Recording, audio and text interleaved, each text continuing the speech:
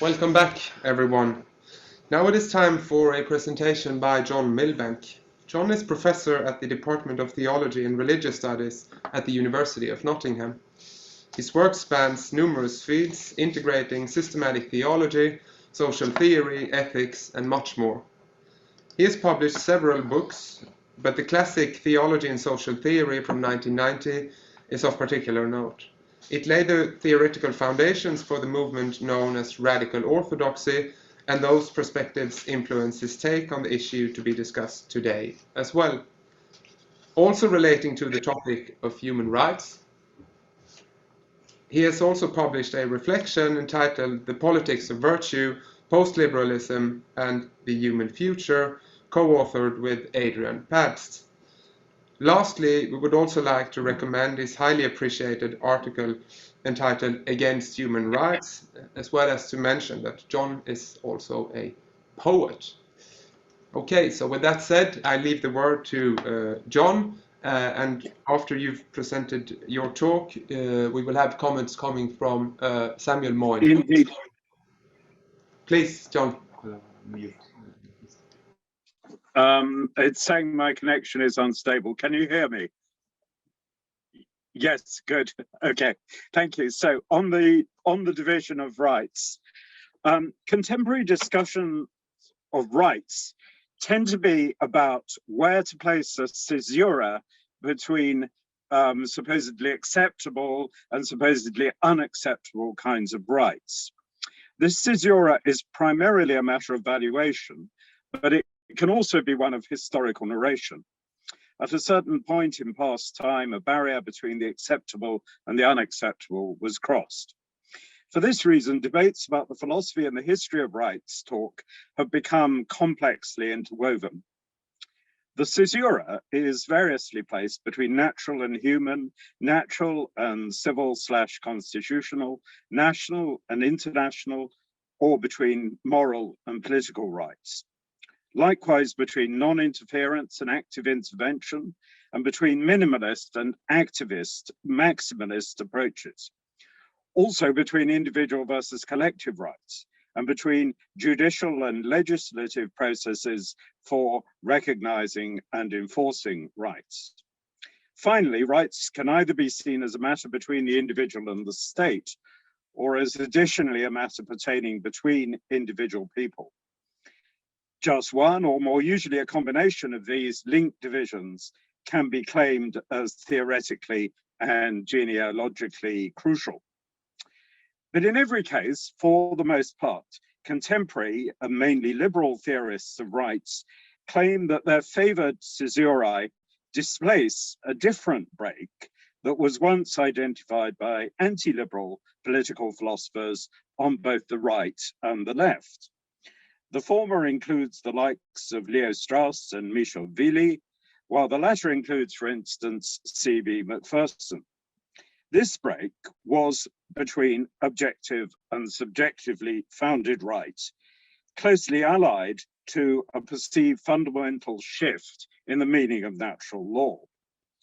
The dual transformation was both condemned by such thinkers and dated either to the 17th century by Strauss and Macpherson, or to the late 13th century by Michel Wilén. In the current paper, I shall argue that the claimed modern alternatives are merely oscillations within a shared liberal paradigm, and that the critics of liberalism, if one avoids the usual misinterpretations of their arguments, were right to place the caesura where they did, in both theoretical and historical terms, and regardless of whether one is opposed to the modern liberal account of rights or not. In addition, though I'll constantly suggest why the liberal account is philosophically unsatisfactory. In terms of these debates, I shall argue that my fellow theologian Nigel Biggar, in his recent book, What's Wrong with Rights, is ambiguously positioned. He appears at once to favor traditional natural law over modern right, and yet at the same time, he defines right in general, I think, in all too modern and liberal a way. At the same time, he ironically fails to see the degree to which After the example of Edmund Burke, one can to a degree integrate modern extended natural rights into an older natural law-based right order perspective. So I feel that Bigger is at once too soft and too hard on subjective rights in a way that I'll try and explain. So the most crucial claimed modern contrast made by liberals is between natural and human or political rights. In the 17th and 18th century, the talk was mainly of natural rights. During the American and French revolutions, this discourse was supplemented by advocacy of the rights of man. In our own epoch, both usages have been displaced by the normative phrase human rights. So do these changed usages suggest large conceptual shifts? Some authors argue that already with the French Revolution, natural law foundations were abandoned and that a purely political context came to the fore. Thus, the claimed rights were significantly those of man and citizen. Somewhat equivalently, the American claimed rights were typically a blend of natural and universal rights with common law-derived constitutional rights, the latter protecting the individual in judicial procedures. More recently, according to some writers, the focus on the human has come adrift from any political context whatsoever, while its relationship to nature is contested and uncertain. The supporting attitude is roughly humanitarian and international, even in contrast to the 1946 declaration, which still assumed a nation-state context for the implementation of rights, especially those to welfare, hoping in particular to enforce rights in former colonies, thereby benignly or not, rerouting the imperial impulse. In this way, the modern history of rights talk can be viewed suspiciously as by Samuel Moyn. In different synchronic frameworks, the inflections of terminology indicate sharp ruptures in meaning and practice. Other theorists, however, notably Dan Edelstein, stress more of a diachronic continuity and development, though not one necessarily betokening progress. On the whole, I think these latter theorists, like Edelstein, are somewhat nearer the truth, although the moments of relative alteration stressed by Moyn remain highly significant, as we shall shortly see. Most decisively in defense of diachronic continuity, the rights of man were not a substitute for natural rights. The new mention of man insisted upon revolutionary agency, democratic imperative, and shared sentiment. But the sentiment was overwhelmingly held to be one of sympathy with nature, including human nature. Edelstein has plausibly shown how, in fact, the revolutionary moment was linked to a sudden increased insistence on the sheer naturalness of rights asserted as belonging to men. Thus, both the French and the Americans attached rights to the universal circumstance of human birth. And they both insisted that the rights with which we are born are fully preserved after we've entered into the political condition, such that the individual can continue within the rule of the state to claim such rights on his or her, some voices soon added, own behalf. This can be contrasted with predominant earlier modern views for which natural right is transferred to the sovereign state, which then exercises right on our behalf, though with various degrees of alienation to its own now monopolized power, which can go so far as total abridgment and usurpation of the rights of individuals, as for most of the time with Thomas Hobbes. Again, this relative depoliticization of right was true, though in different ways, of both the American and the French revolutions. The Puritan political thinker Roger Williams had already intensified beyond Locke the sense that the individual retains his own natural property rights and doesn't require the state to render them legitimate. Like the original individual American state declarations of revolt, the French Revolutionary Constitution made such sheerly natural rights the very foundation of its entire political order, and their preservation its sole purpose, according to the Abbé Sieyès. It's true that the new French arrangements only yielded certain rights, such as freedom of expression, when they were hedged about with rather more legal reservations than in the American case, and that they but gradually incorporated juridical rights, including trial by jury. This does not truly betoken any weakening of the natural basis. To the contrary, politically centralized legality was itself supposed to follow a natural order. Such a regime was variously conceived under the Jansenist and physiocrat legacy in terms of a political economy providentially coordinating our amour propre, and also under a secularized Malebranchian philosophical legacy in terms which considered that the human general will could emerge from a once again providential, but now more outright politically mediated coordination of our various individual preferences. And note the incredibly theological persisting undergirding within the French Revolution. Given these ideological trajectories, it follows that for the French, man as citizen remained very much natural man, or became even more so.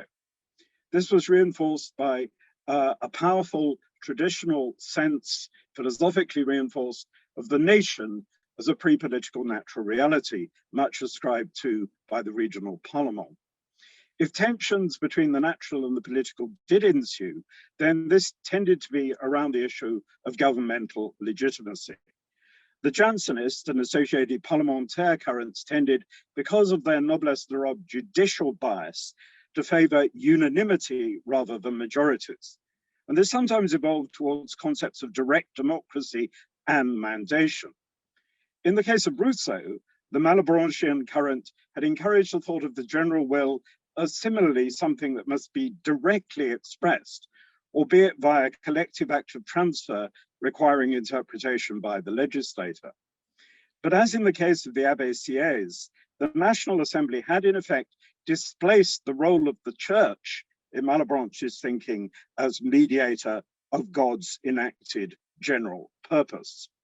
It is for the Abbé, and don't forget, he's still a clergyman, the representative function that almost automatically expresses the genuine will of the national people, although with a more powerful sense of mystical identity than for the modern Anglo-Saxon understanding of this function's operation. Despite these tensions as to how far the pre-given natural or national situation is altered through political contract, the resulting political settlement is always thought of, and more strongly than with the American paradigm, as manifesting the natural at a higher, predominantly legal administrative level. Moreover, the collective purpose remains one primarily of securing the self-possessed liberty of the supposedly natural individual, besides the collective self-possessed liberty of the aggregated natural nation. In terms of the Anglo-Saxon legacy, a relative stress on either the natural or the political with respect to rights is frequently linked to a contrast between Locke and Hobbes, and this trope is repeated by Nigel Biggar. Yet this can be to overlook the shared aporia of all modern natural rights theorists. To recommend refounding the political upon nature is to recommend that it be reborn from nature. The birth is supposed to be sheerly natural, natal, and yet deliberate artifice is involved in this very foundation.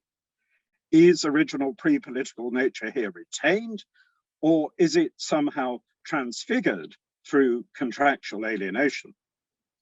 Nearly 50 years ago, Benjamin Lapota showed that, in fact, Hobbes allowed much more retention of property and other rights within the absolute sovereign state than had usually been allowed, although admittedly he did so rather less after the Civil War. And then symmetrically, in his recent book, Edelstein has shown that Locke inversely made rights much more dependent on degrees of state permission than the overstated contrast between the two thinkers would suggest. So I think we should get rid of this exaggerated contrast between Hobbes and Locke's position. As Giorgio Agamben has argued, the natural war of all with all, after all, remains for Hobbes, even after its suspension by Leviathan as a latent state of civil war, just because the state for him is so bizarrely founded upon a preceding indefinite natural right, which is the source of order, even though it's always and remains endemic disorder. All this implies that Hobbes, with his much sharper awareness of the paradoxes involved in his subversive redefinition of natural law, can indeed be regarded as the real father, although along with Hugo Grotius, of modern liberal thought, as Strauss considered, but Bigger, along with many others, wants to deny. Bigger also espouses a modern contrast between natural and constitutional rights and tends to think that most rights should remain within the purview of the latter. Thus, he sees rights as paradigmatically legal and so as civil and political in character. This position tends to line him up with a typical current of modern Anglo-Saxon liberal conservative thought bent upon blending Burke with Hayek. In other words, combining cultural traditionalism with free market liberalism in a way which insists that most law is a matter of unfolding positive procedures in keeping with national traditions, supplemented by occasional required innovative political legislation. Sometimes this view is taken to preclude any reference to natural law and philosophy altogether, as by Noel Malcolm in, I think, a total misreading of both Magna Carta and the work of Burke as being only concerned with English customary law. For me, such a view seems nihilistically to hand all legality over from ethics to mere political custom, government by All Souls and your West End club.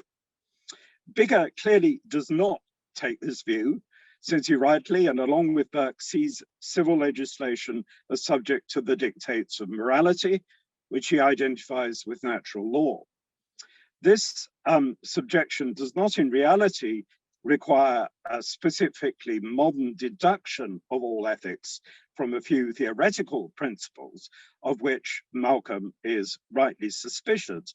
It's much more of a matter of prudentially discerned equity, as for Plato, Aristotle, and Aquinas. Nevertheless, Bigger denies that any rights can be natural, on the double ground that no rights are without exception, and that rights may be in some circumstances not always enforceable. For him, that renders them null and void.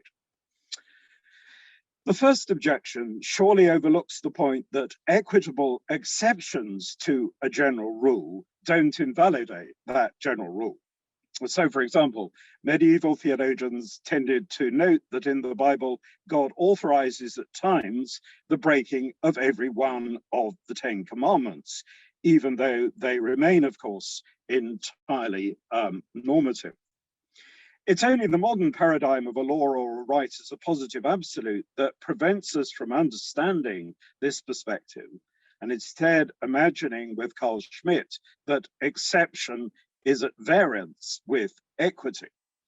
Thus, for Bigger, thinking in a modern way, murder is wrong because it's illegitimate killing, whereas killing in warfare is legitimate and therefore is not in any sense at all murder. Yet, in a way, the Middle Ages didn't entirely agree. They had a traditional reserve about clerics, women, children fighting in wars that reveals to us that they felt that killing involved in warfare was still, in some sense, something wrong, only permissible as corrective and policing violence in a situation of the breakdown of normal order.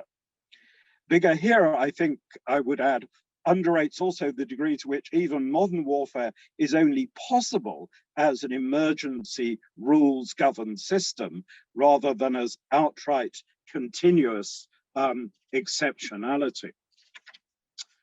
Similar considerations would apply to the case of the use of some sort of torture in extremis. A universal and natural normative right not to be tortured, which I think is dependent on a more primary duty not to torture, it is not thereby suspended as bigger claims, since no universal norm covers every possible occasion, as the Bible itself appears to concede in line with medieval exegesis.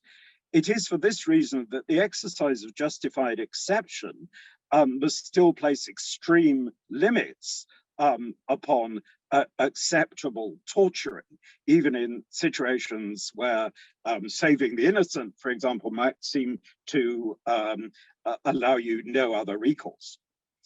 Therefore, one can question Bigger's view that modern human rights, because they inevitably and rightly admit of exceptions, should not be thought of as also natural rights. That doesn't seem to me to follow.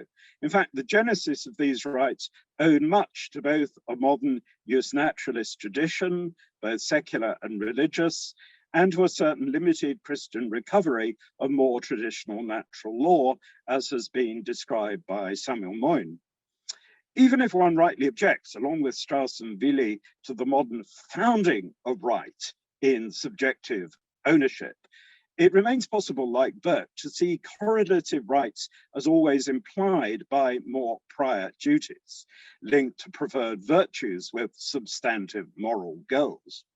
Such rights, as with Burke, need not be precisely defined or isolated or removed from the larger context of distributive justice, but it can still be important to name them for the sake of people's free exercise of their liberty to claim what is their due. Burke includes here rights not only to security and property, but also to succor, education, opportunity to work, and to political participation in an interesting passage that Bigger himself cites. It's just for this reason that Michel Wilén, for all his traditional conservatism, was able to see Burke as bringing the more valid, modern, and even liberal in the best considerations within the inherited classical and medieval natural law purview. As to Bigger's second reason for the refusal to speak of natural rights, their possible inapplicability without political enforcement, this also seems invalid. Even if one agrees with him and with Honora O'Neill that rights cannot be enforced without corresponding duties, and that this is impossible in a state of anarchy, the holistic, international, global imperative remains to try to provide all peoples with some sort of just political order that will include a pattern of reciprocal rights and duties. This is what Hannah Arendt famously referred to as the right to have rights, thinking especially of the plight of refugees, even if her own chariness about any reference to nature should be questioned. However, behind Bigger's refusal of natural rights talk lurks a larger confusion.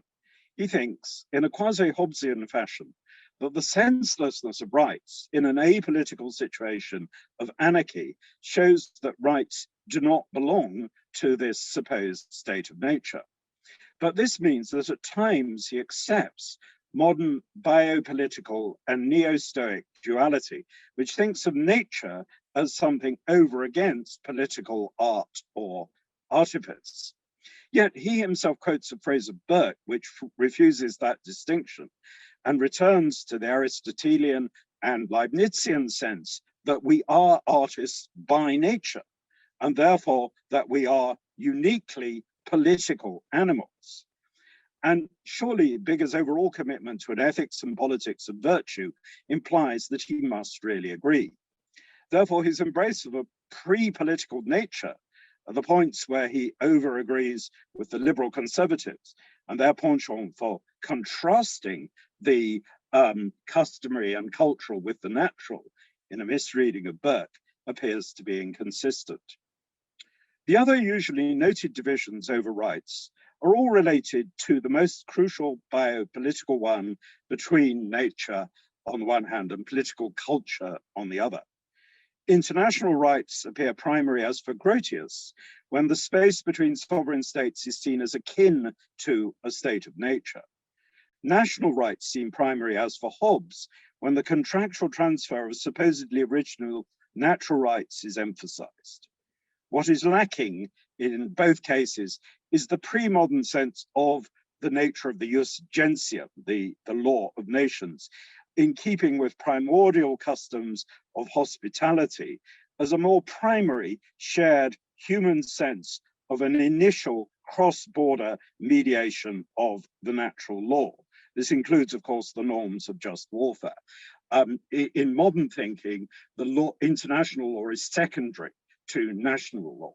In classic and medieval thinking, it's international law, which extends way beyond what we think of as international relations. That is more primary than natural law. And it's the global that mediates natural law to the nations. So I think this is kind of not irrelevant to a lot of recent debates, especially in this country. A similar oscillation is bound to take place within modern understanding between the individual and the collective. Just what body of people is the bearer of rights? It's correct, I think, to say with Justine Lacroix and Jean-Yves Poncher that most modern thinkers turn out to be liberals after all, that even Bentham and Marx and Comte smuggle in an unexplained count as one in terms of all individuals equally legitimate and required access to recommended benefits and goals, however those are conceived. But count as one within what overall setting? The natural birth of the political subject requires also the birth of the shared artificial body of the state. Leviathan, which Hobbes, extraordinarily enough, knew to be one of the types of Antichrist. Both the poet Geoffrey Hill and Giorgio Agamben have wondered, what does Hobbes really, in the end, want to say? Is he some sort of supreme ironist? It remains not unthinkable. Therefore, the sovereign, self-possessed individual is only recognized and guaranteed by the sovereign and self-possessed state, while the traditional corporate rights of lesser bodies under natural law, as favored by Burke, tend to be squeezed between these two poles. And which of them is prior is inherently aporetic. It is again only in terms of this suspension, obliterating the social middle, that one conceives rights as a matter lying merely between the state and the individual. This idea seems just obvious to Noel Malcolm and Jonathan Sumption, yet it's not the case for Burke, nor is it even the case for Locke and for the American and French revolutions. It's rather a development further down the line, much linked to neoliberalism. Nor is Sumption's fantasy Whig vision of a once simple and minimal law regarding mainly property and contract correct. The Code Napoleon, for example, vastly simplified a myriad number of national and local laws regarding multiple corporations and their ancestral privileges. It's not so much that law has increasingly displaced rule by custom, as Sumption claims, as that law itself in the past was less distinguished from the customary and the generally guiding, rather than being always outright and specific, commanding and enforcing. This, I think, relates to the common liberal conservative view endorsed by Bigger, that rights should be few and basic and minimum. This is linked by him, as by others, to an objection to vastly increased quasi-legislation undertaken by the courts in the name of human rights, threatening to displace democratic decision. With many dubious instances in both Europe and the United States regarding huge judicial overextension of the applicability of rights, respectively to privacy and the non-deprivation of liberty. Now, with this anxiety, as well articulated by Sumption, I wholly concur. However, Pierre Manon is more perceptive in realizing that, paradoxically, it is the very minimality of modern rights, as both absolute and foundational, that of itself generates their ever-increased maximal incursion, just because they are so vague and yet supposed to be non-negotiable. Their remit endlessly expands. And with that remit, the impossibility of mediating between a series of increasingly competing rights, creating an ever angrier and non-mutually understanding public sphere. What is more, there is intrinsically no possibility within the biopolitical sundering of nature from culture of deciding which has priority.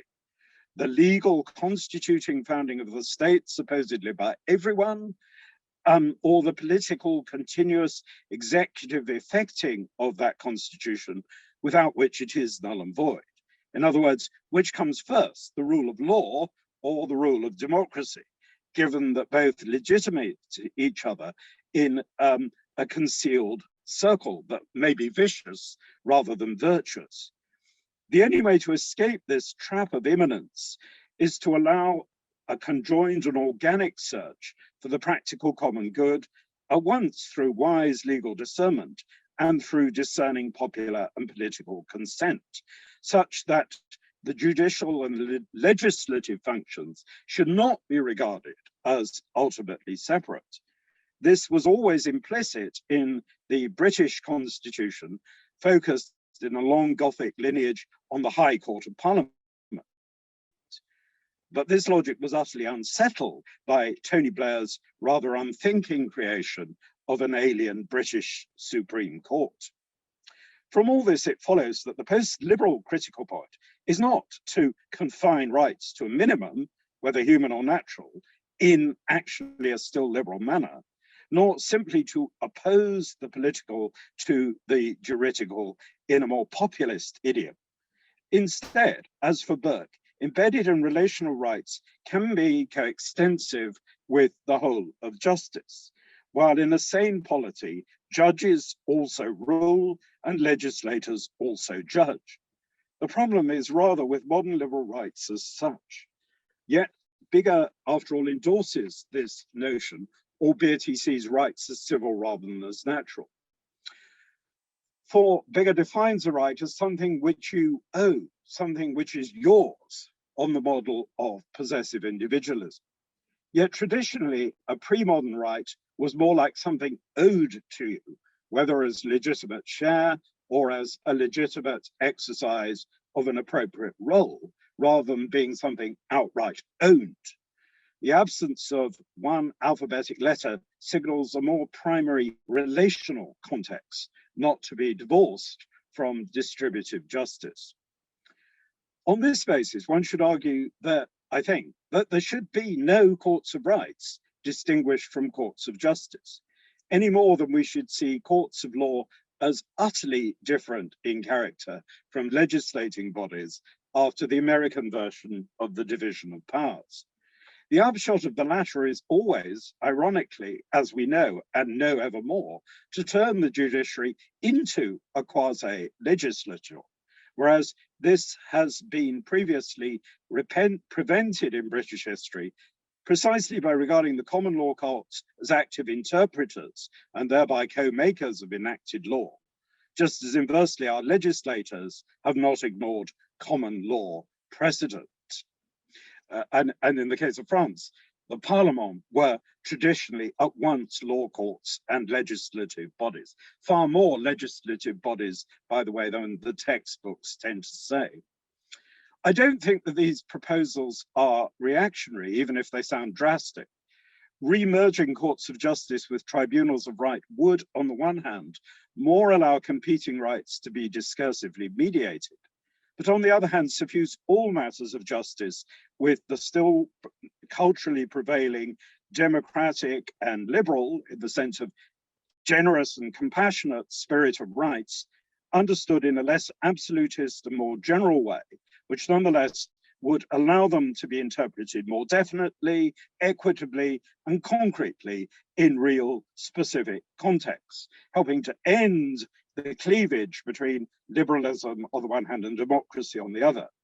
It's not even so clear as bigger things. There's a sense of right as due entitlement does not always hover over all of the culturally and non-legally enforceable sphere of the ethical as such. Have we not always said things like, I had a right to expect better treatment from you, my affianced lover, and so forth? Equally, the blurring of the line between the legal and the political would encourage at once more detached judicial wisdom from legislators and more democratic awareness within the judiciary.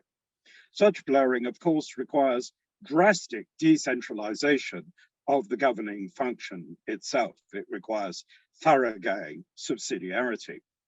My revised perspective on rights as inherently relational also allows one to see that the positive claim rights to welfare, work, and education can be just as fundamental as negative non-interference rights, as indeed they have often been seen, as Moyn has described, even from the time of the French Revolution, and sometimes indeed under a somewhat traditional natural law distributive purview.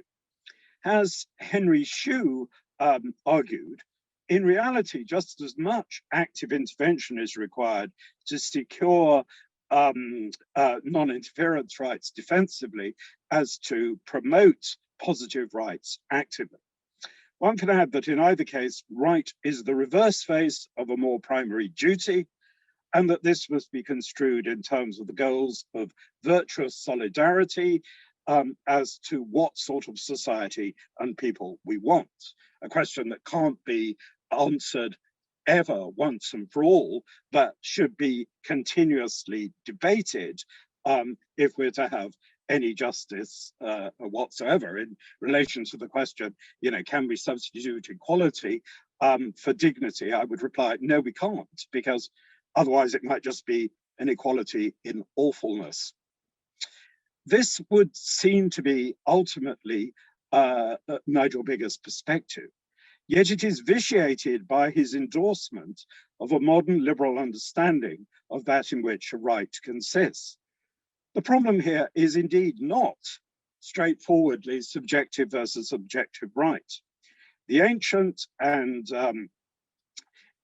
increased medieval existence of both was actually admitted by Wilén and his successors, like the very erudite Michel Bastille and Franco Tedescan in Italy, despite the critics of these writers, who almost never seem to have actually read them, maybe because they're not translated. Willé's point was rather that mainly in the Franciscan tradition to begin with, all kinds of rights started to be subjectively grounded in the capacity or facultas for self-ownership or dominion. This was indeed the real historical and conceptual rupture.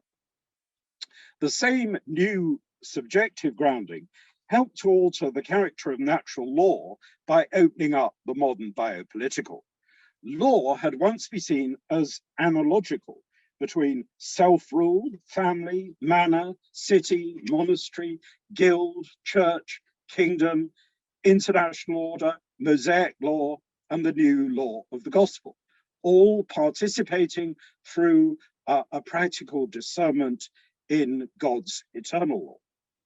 With the Franciscans, law starts to be seen as univocal, as any old structure of command and obedience without further normative reference. In consequence, norm starts to derive from merely factual or formal situation theoretically apprehended. And this becomes the new nature preceding the decisions of political art, which strive to express the eternally good. This nature is alternatively and undecidedly the material forces which constitute you or your own willed appropriation of these forces. The gulf between a sheerly given and increasingly non-teleologically understood nature and human endeavors was much reinforced, first by early modern theological denials that nature of itself seeks and is only fulfilled by the supernatural end of charity proclaimed by the gospel. And secondly, by the 17th century drift towards a sheerly mechanical and non-teleological account of the physical world. No modern liberalism or rights theory really escapes these hidden metaphysical presuppositions, which is the reason why theology haunted even the French Revolution, as I've tried to indicate. One can express the associated and always accompanying aporia more precisely. Law understood univocally as only command and obedience tends always towards modern absolutism. Command and obedience is indeed, as Pierre Manon argues, the structure of any possible action. But if it is only self-referring, then it lacks normative value.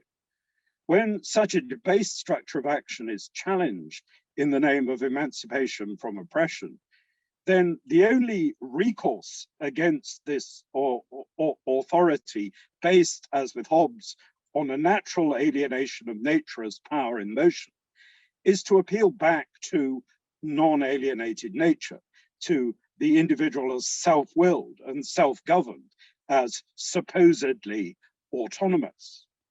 Yet self-rule cannot be coherently tautologous.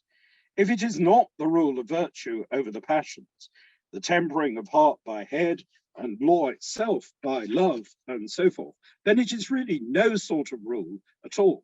It is in fact anarchy, mere self-assertion that can only be the unleashing of forces not actually within one's own control. This is why nearly all our modern political thought actually isn't political thought.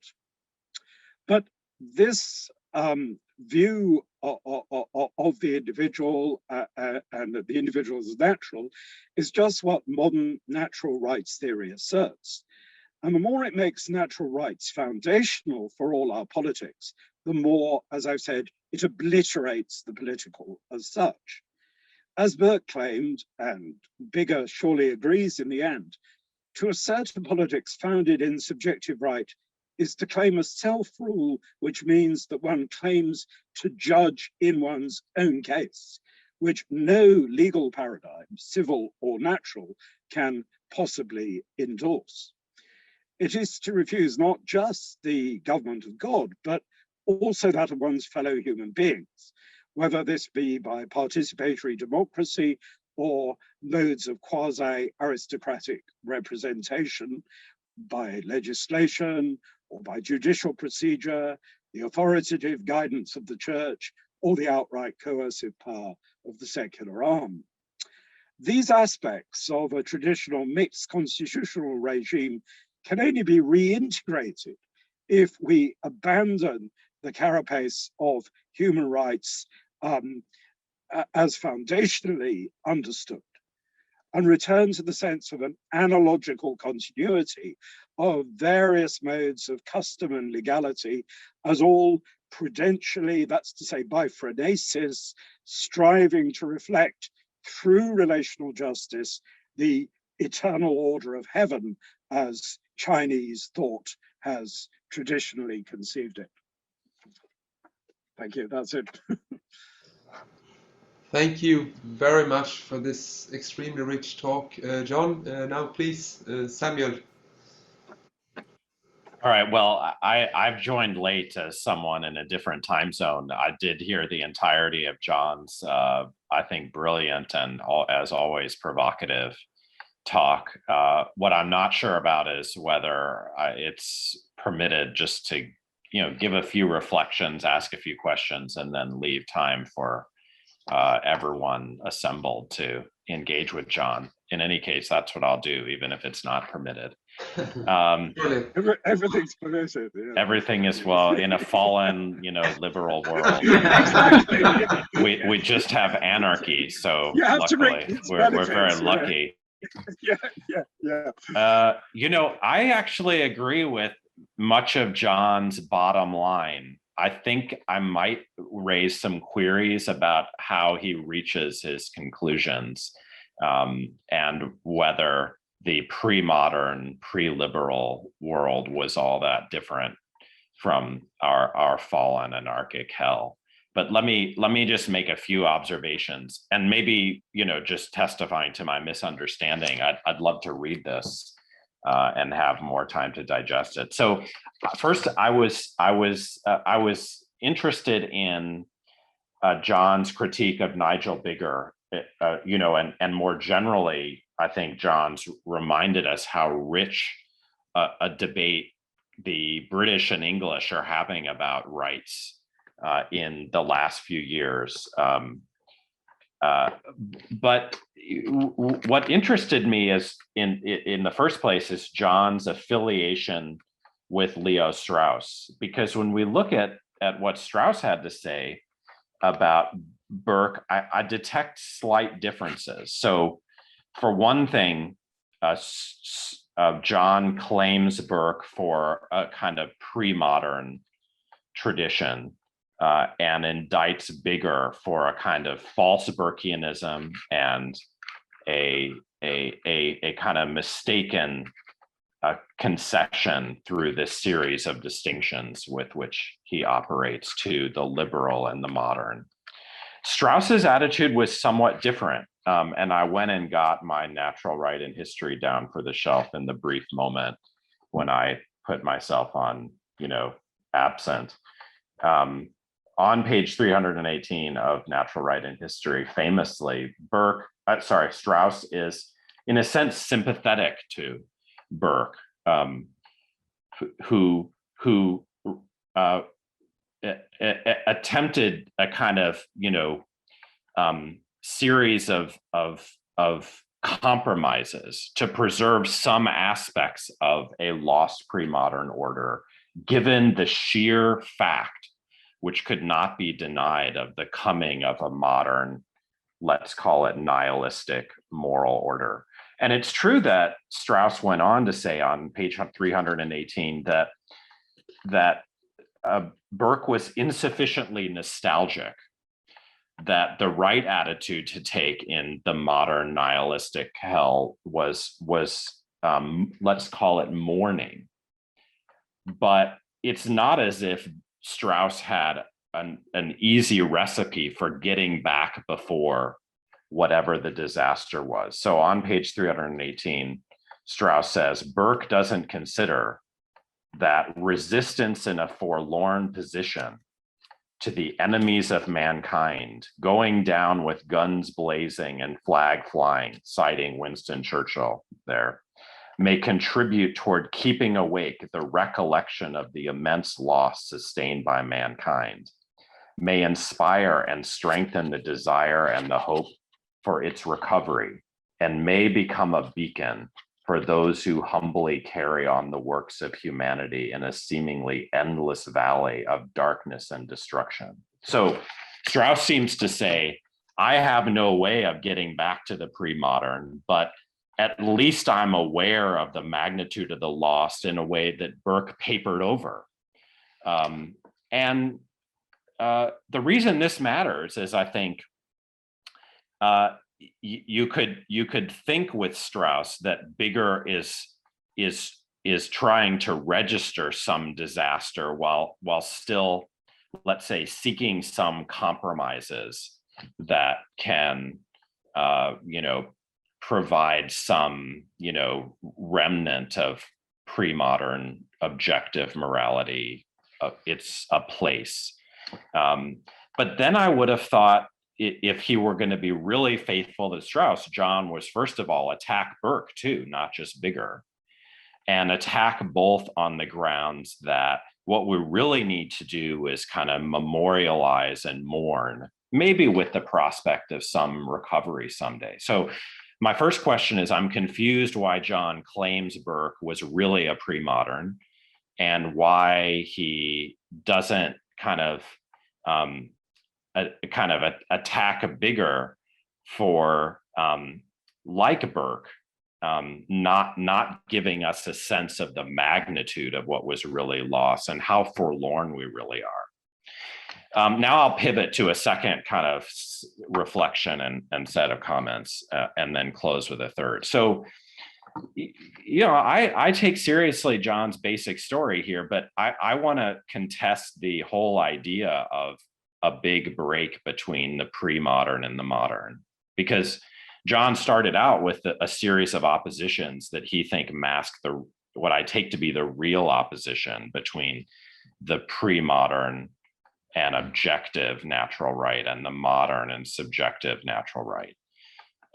But as I understand it, in human rights generally, we think in the current period that there's some set of moral norms out there. I agree with John that it's bizarre that Nigel Bigger denies that rights can be part of natural morality. Why? If duties can, why can't rights? But to the extent, modern people are in touch with natural norms, including natural rights, they then seek to embed them in politics and law in a context of disagreement, requiring judgment and prudence to just, figure out what rights do we have?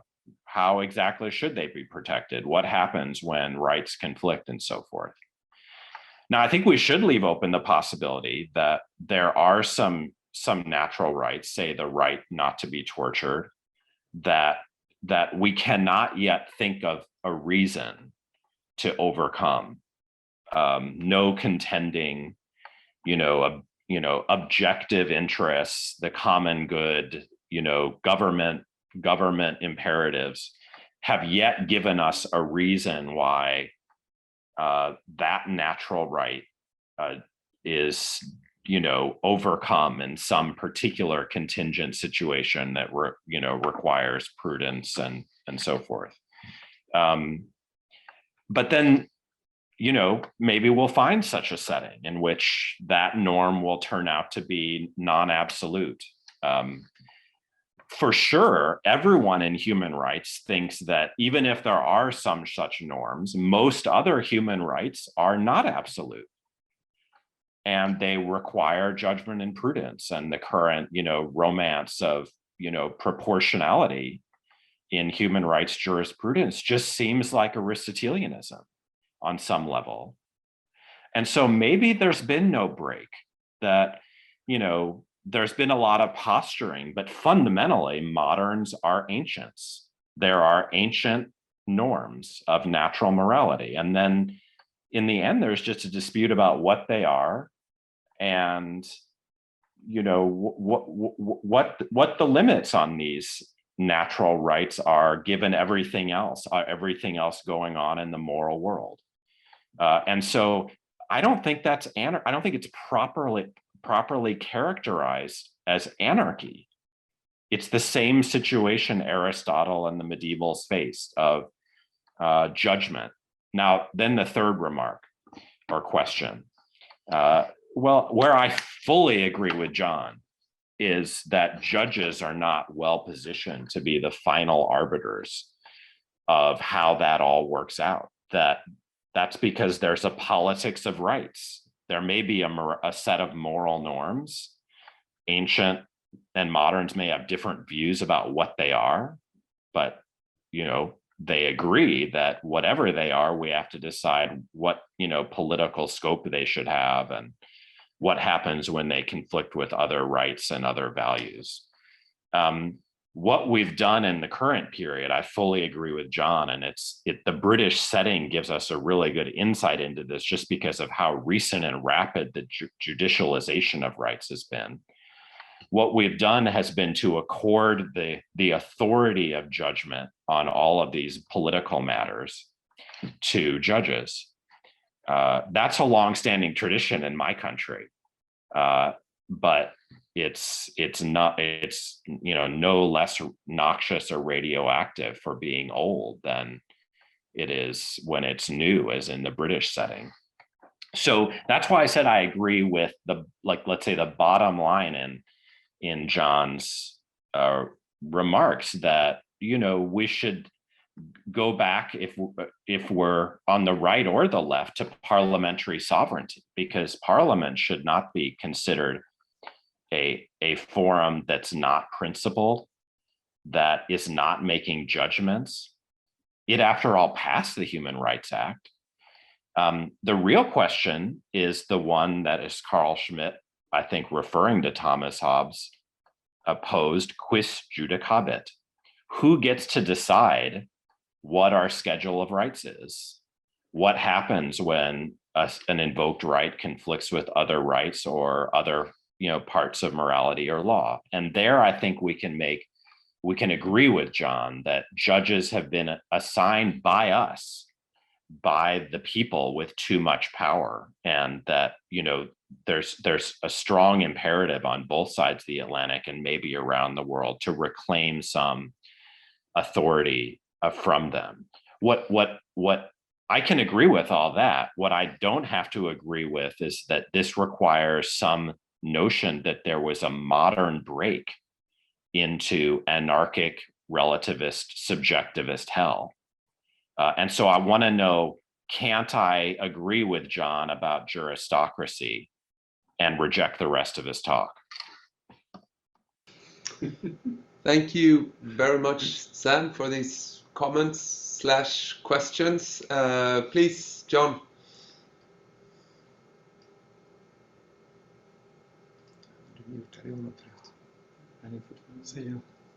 Please, you need to unmute, John. Yes. Yeah. So thank you very, very much to Sam Moyn for these very generous and really great and perceptive comments, and I think he's probing me at just the right points. So I'll try and answer these three things very briefly. First of all, I'm really not so much close to Strauss's perspective as I'm close to that of French and Italian analysts in the wake of Michel Wilén. And I think that the difference is partly that Strauss puts the break in the 17th century, but it's also that Strauss is trying to invoke the ancient polis. And so rather like Hannah Arendt, but in a different way, he has this tragic, melancholic attitude towards the ancient polis as something that really defined politics and can't be brought back. Now, I don't hold to that at all. For one thing, I think that it's not necessarily true that the maximum of citizen participation was achieved in ancient Athens. We now know, for example, that there weren't just private slaves, but there were city slaves who ran a kind of bureaucracy. So this turns their political participation into more of a theatrical sham than you might think. And it also means that to the extent that you're sort of isolating the political from the familial and from the economic, that you're not allowing those spheres to be spheres of participation and debate, and therefore that an awful lot of your life is apolitical and not about citizen participation. This is going a long way, but this is one reason why, against McIntyre, I think Plato is the superior thinker to Aristotle, because I think precisely in Plato's laws, he's edging towards really a mode of politics that much more includes the familial and the economic. Now, I think that one line coming from, if it comes to the business of Rome, to some extent, we see in Rome, as lots of people have said, something like the proto-modern and the shift towards the citizen as just protected by laws and a property owner and so on. But then, and I'm drawing partly on the research of my son Sebastian at this point, there's another side to Cicero and to the Romans that looks more towards Plato and is starting to invent something like medieval corporatism. So in other words, there you understand that the law and the economy and family life are also political. you get away from this narrow Greek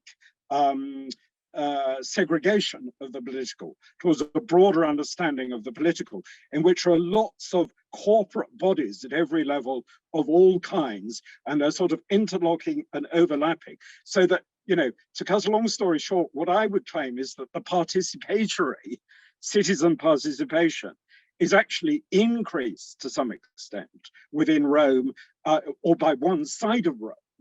And that to some extent it's increased within the Middle Ages, even in some practices we wrongly describe as feudalism, but certainly in medieval towns, you know, where there's a guild hall, unlike the ancient city, so that the political and the economic are fused. And this is much more like real democracy. So on top of that, I want to get, yeah, I kind of agree we've never been modern. I agree with Bruno Latour. I'm not buying into this story you think.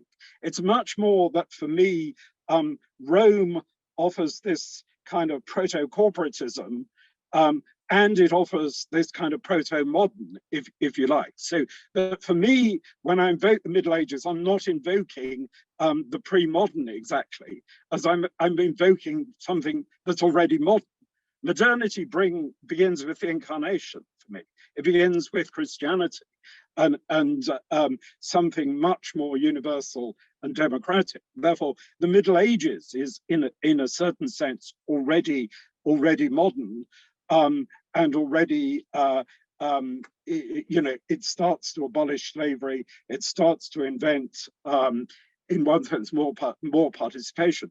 But for me, that project goes wrong when you get this switch to, you know, which what so many people have called as nominalism and voluntarism, and you get will displacing the primacy of intelligence, and then you get the idea that legitimacy comes from the imposition of will and control, and that this then is the paradigm that liberalism is going to build upon. And when Christendom falls apart and you wonder, how do we get order when everybody disagrees?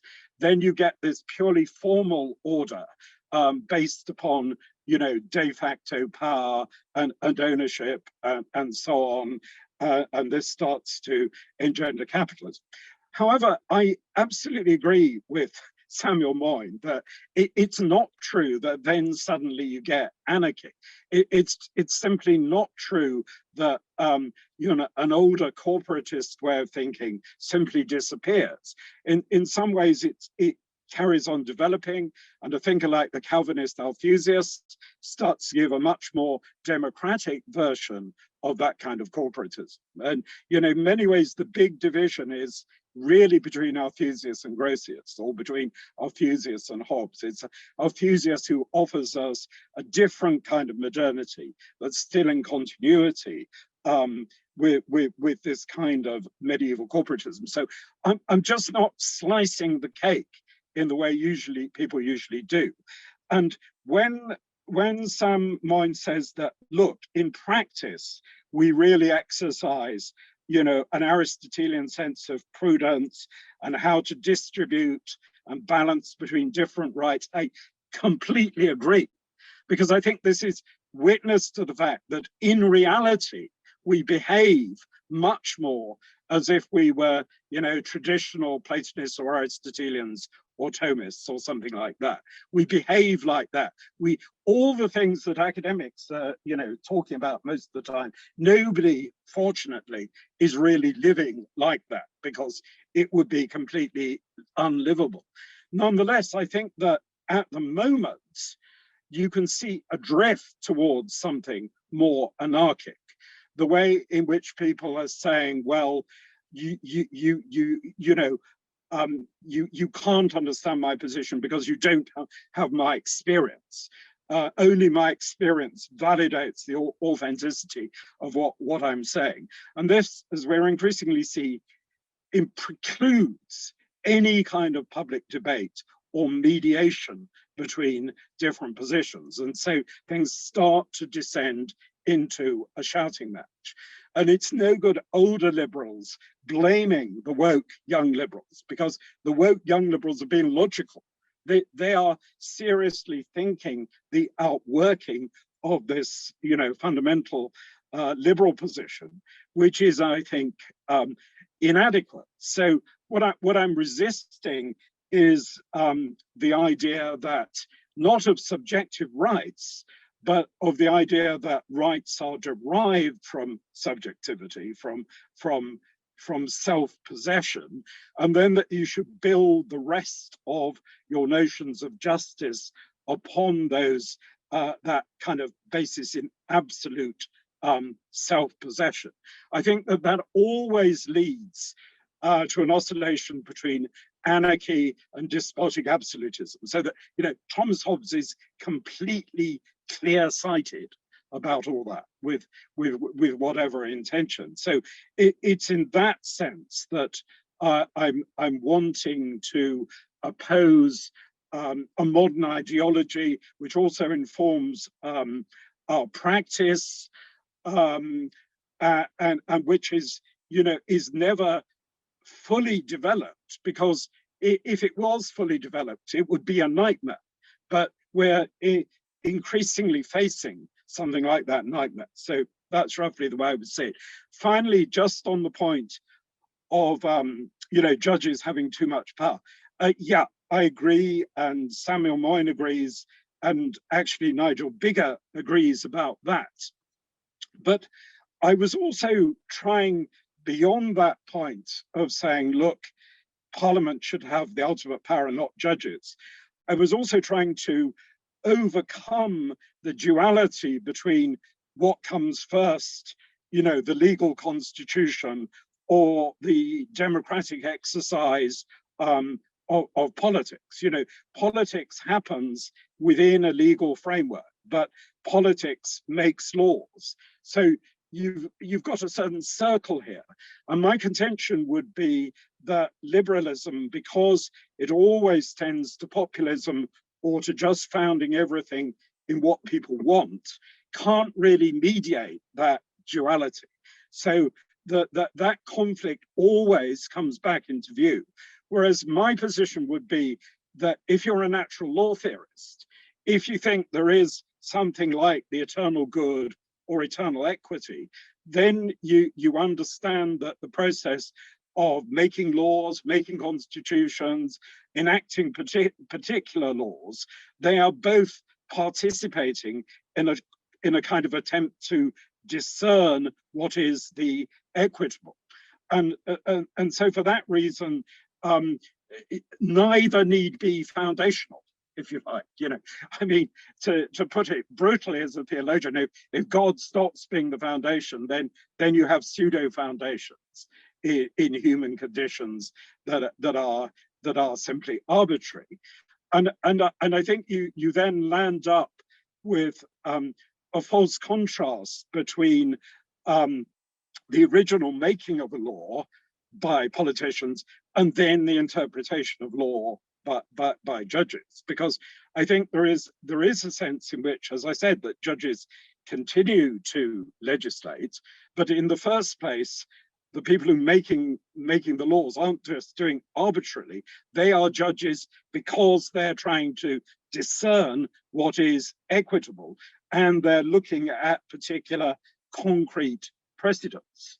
So my appeal to a kind of traditional British constitutionalism, which I think is just a particularly acute expression of something European, I'm appealing against this modern duality of the legal and the political, just as my corporatism makes me oppose the modern duality of the economic and the political. Thank you, John. Sam, do you have any further follow-up questions or? No, I think we should, let others get in on the discussion. The floor is open. Can I jump in? Please. Just to pose just an amateur question pertaining to the difference between ancient natural right and modern natural right. And it pertains to the relationship between objective right and subjective right. Can we have a conception of subjective right without objective right, and vice versa? Because I think this does speak to a difference between modern and ancient right. there's something about subjective right that's missing in antiquity. So here I follow Hegel, for better or worse, that there was a sense in which subjective right couldn't fully realize itself, and there's a reason for that. A certain ethical life prevented it from realizing, on my reading. Yeah. So I'm just curious what you have to say about that. Look, I don't totally disagree about that at all, and I think, as I said, that some of the people who are misunderstood, particularly Michel Wilén, he concedes that. For example, he says that the Romans started to talk already a little bit more about subjective claim rights, that Aquinas talks a lot more about it. He already says that canon lawyers talked a lot more about it. So all these critics who say he ignores that are completely wrong. The pointed issue is not whether you recognize a sense of subjectivity and claim, or that you have a greater recognition of the individual and the variety of individuals. The point is much more whether you're saying that that right and law are grounded in sheerly in an exercise of will. The question is whether you're founding it in the subjective. In other words, that you can have an objective account of law that nonetheless has a powerful place for subjective claims and subjective performance of roles and so on, and varieties of subjective interpretation.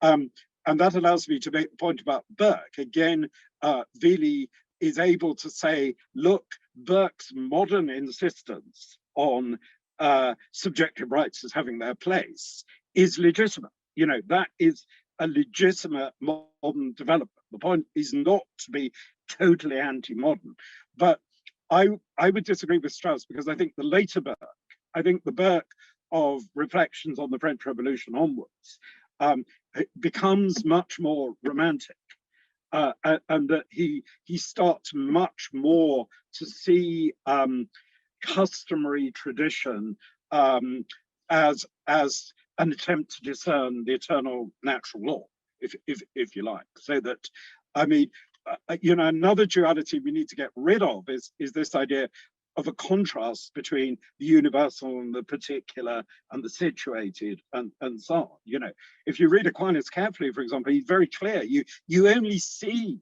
something like the natural law through attention to very particular circumstances, because it's always about equity. So I don't see Burke as a compromised thinker. I see Burke as somebody who's making a certain romantic appeal back to the Middle Ages, but trying to update it. He's not always totally consistent, but this is why, you know, Burke could be such an influence on the radical William Cobbett. You know, Cobbett is, if you like, is left Burkean, as I like to put it. And as you know, as one of the developers of so-called blue labour in Britain, this is kind of where we are in this kind of Cobbettian left Burkeanism.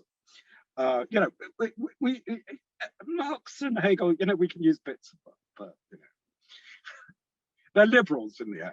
But there we are. Igor, do you have any follow-up comment or question on John's?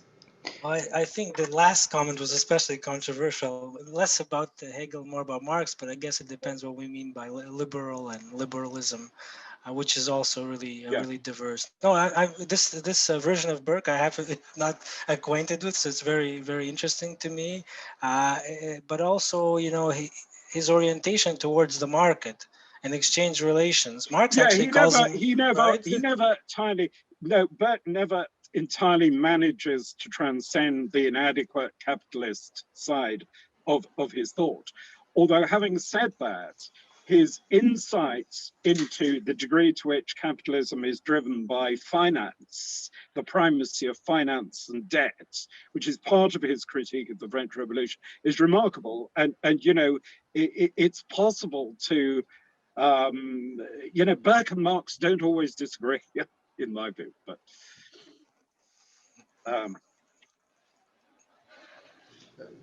would you like to go on, Igor, or? or maybe to give others a chance to pose some challenges. Igor. Thank you. Lena or Elena, do you have anything that you would like to? Well, maybe just a small point. I'm also, I mean, a bit skeptical of these accounts of big breaks and ancients and moderns. It's as you said, it's pretty much often it's just a matter of how you slice a very complicated cake. But maybe just a small reflection on Hobbes. So you said that, or you described Hobbes as the father of modern liberal thought. I mean, some people do say that. I wouldn't, perhaps, but I think that one aspect of Hobbes that makes him interesting also, I think, for our contemporary political discussions about relation between rights and democracy, is that I think the one thing that Hobbes did, and in which he is really absolutely distinct from Locke, is that he erected sovereignty on the principle of representation. And I think that one thing that I think is underappreciated in modern theory of democracy is the extent to which modern notions of democracy really are about representation rather than participation. Yeah. And that goes back to Hobbes, that the whole construction rests on and then we can think that Hobbes' notion of representation is weird.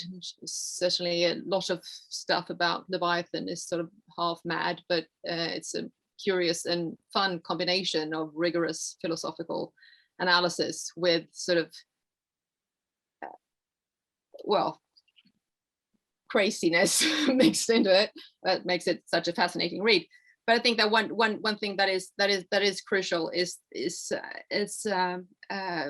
the absolutely central position of representation, not only as sort of the way we do democracy, but also as the sort of the founding principle of the state, and that is sits rather uneasily with the idea of democracy as self-government or as participation and as political culture, and that there is an unresolved tension, I think, in our modern thinking about democracy, that which perhaps also, I think, to an extent goes back to I mean, the things that you say about the woke generation and that no one can speak on our behalf. I think that there is whatever we think about that, I think that there is a serious discontent over claims to representation, because that really is how our political culture is founded, that we do politics by speaking on other people's behalves and then claim to be their representatives, and that is something that is, I think, is exploding in our face a bit, and that whether we call it woke culture or something else, but I think that the question of who is a representative on the strength of what is really a crucial thing, and that we are not quite always aware of how crucial or central the idea of representation is to how we think about democracy in the state. I think it's just a hugely important question, and I suppose the difficulty about getting totally rid of representation is how would you have a pure direct democracy? And the more you have a pure direct democracy, the more also it is probably open to manipulation. My own view about representation, you know, and it's a view other people have expressed, is that we get very confused because we're not prepared to admit that we actually don't believe in pure democracy. Nor I don't think we should believe in pure democracy. Because I'm not arguing for that. Yeah, no, I understand. But I'm sorry. I think we need to be more honest. And I think if you look back in the past, people tended to use democracy more in the sense, as you're saying, of you know, pure participation. And I think we need to. John, I'm terribly sorry. I'm terribly sorry. I need to interrupt you because we're out of time. we're running out of time. I'm sorry. Oh, I'm sorry. But terribly sorry. But once again, we can go back to these things yes, later on. we know. It's totally fine. Thank you so much for this very rich talk, John, and thanks, Sam, for your comments, and all the other ones who've also contributed with comments. We will meet again in 25 minutes, 20 minutes to 5, is that correct? Yes. 16:40. Yeah. Yeah, okay. So see you in a bit. Thank you. Bye-bye. Thank you. Thanks.